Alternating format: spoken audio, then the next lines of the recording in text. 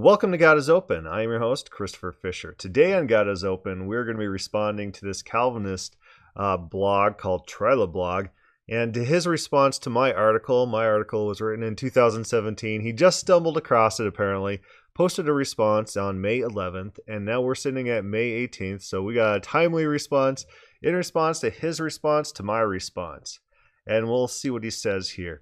So his first criticism isn't really substantial. He's just affirming the things that I say. His original article basically listed out verses with commentary, and the commentary in the verses, it really didn't explain what the heck he was thinking quoting them. And so it didn't really affirm Calvinism. And one thing the Calvinists like to do is they think that their proof texts speak for themselves. So it's a guessing game. Like they'll hit you with a bunch of their proof texts. And normal rational people won't see Calvinism in those proof texts, and they'll be just sitting there wondering, what are you doing? What is in this verse that you think affirms your point?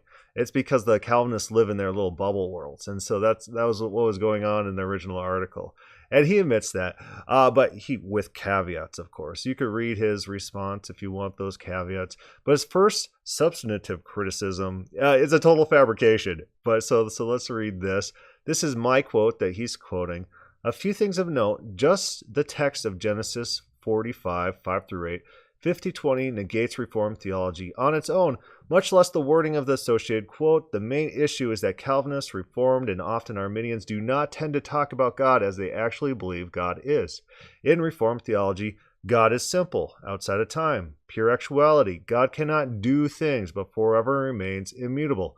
God cannot speak or interact with creation. God cannot be related to creation in any sense, for that would defy his transcendence and simplicity.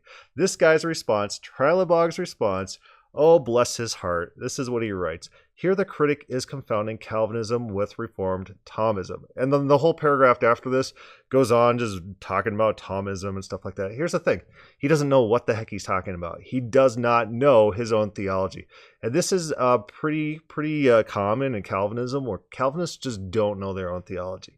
I got this Divine Simplicity poll that I put up in a Calvinist website, and over 100 responses, and it's a mix 50-50 between, here's the question, do you accept the doctrine of divine simplicity?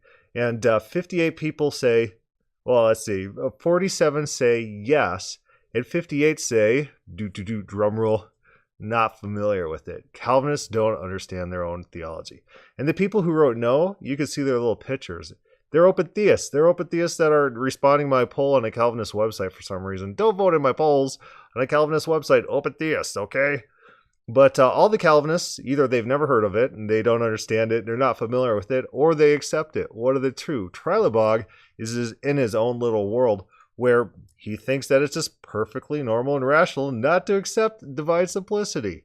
But he's wrong. He is wrong. One of my favorite Calvinists is James Dozel. I think I said his name right this time. For once, I could say his name right. And he wrote the book, All That Is in God. He also wrote the book, God Without Parts, which is a primary treatise on divine simplicity and the historicity of it. And in his next book, All That Is in God, is fairly new, and it's a lovely book. Go grab that book, read that book, and understand what he's arguing there. In his latest book is these people who are trying to, at the same time, affirm divine immutability or divine simplicity and then adding emotions to God. They're denying fundamentally divine simplicity. And divine simplicity, he does a historical survey of it. And I've done my own work on divine simplicity. You can find that on the blog, God is Open, under the historical quotes. This is a real thing. This is not a Thomisism thing. This is not just Thomas Aquinas, as this Triablogue thinks. He's ignorant. He doesn't know history. He doesn't know metaphysics. He doesn't know what he's talking about. And here's the conclusion of Dozel. The doctrine of divine simplicity is among the most fundamental and widely held dogmas of classical Christian theism. It is clearly central to the collective consciousness of historical Christian thought on God. And our Triablogue guy is over here saying that, oh, that's just a Thomistic thing. That's just a Thomas Aquinas. And not everyone believes it. Everyone does. It's classical Christianity. If you deny it, you're denying classical Christianity. And as James Dwezel writes, welcome to theistic mutalism.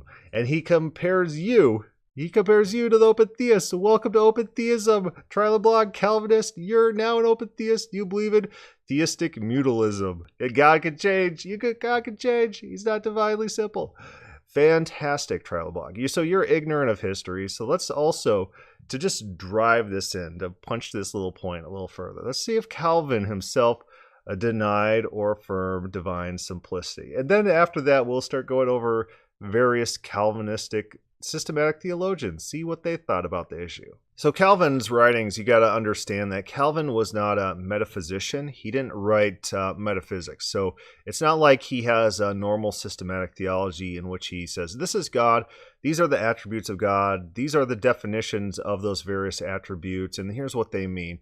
Instead, he actually writes about fairly mundane type of things. And then you have to understand his metaphysics are just piled in there. You find references, veiled references, sometimes fairly explicit references to his held metaphysics, but you won't find a treatise on his metaphysics expressly. And so his metaphysics need to be pulled out of other areas where he's not actually talking about metaphysics. And one of those areas which is very telling is his writings on the Trinity, where he defers to Augustine. He was a huge fan of Augustine. He affirmed almost everything Augustine did, and he carries on those traits. But let's talk about some of his writings and his references to divine simplicity in his writings on the Trinity. Here's Calvin. In this one essence are three persons, yet so that neither is there a triple God, nor is the simple essence of God divided. Moving on. For the essence of God, being simple and undivided and contained in himself entire, in full perfection, without partition or diminution, it is improper, nay, ridiculous to call it his express image. This is what he believes, that God is pure simplicity. God has no parts. God has no moving, no potentiality, nothing that can move or diminish God. This is classical theism, and Calvin admits to it. Calvin adheres to divine simplicity. Triablogue does not. He doesn't know his own metaphysics. Fantastic. So one of my other polls that I did in this Calvinist webpage was, who's your favorite systematic theologian? And let's start going through these people one by one. Louis Berkhoff. Let's pull Louis Berkhoff up and see if he believed in divine simplicity. Here he is. When we speak of the simplicity of God, we use the term to describe the state or quality of being simple, the condition of being free from division into parts and therefore from compositeness. It means that God is not composite, nor is susceptible to division in any sense of the word. This implies, among other things, that the three persons in the Godhead are not so many parts of which the divine essence is composed, that God's essence and his perfections are not distinct, and that the attributes are not superadded to his essence, since the two are one. The Bible can speak of God as light and life, as righteousness and love, thus identifying him with his perfections. The simplicity of God follows from some of his other perfections, from his self-existence, which excludes the idea that something preceded him, as in the case of compounds him, and from his immutability, which cannot be predicated of his nature if it were made up of parts. He's a believer in pure actuality. God can't be added to in any sense. God cannot gain new things to his nature. God cannot gain new actions. These are things that are precluded from God. This is Calvinist number one systematic theologian.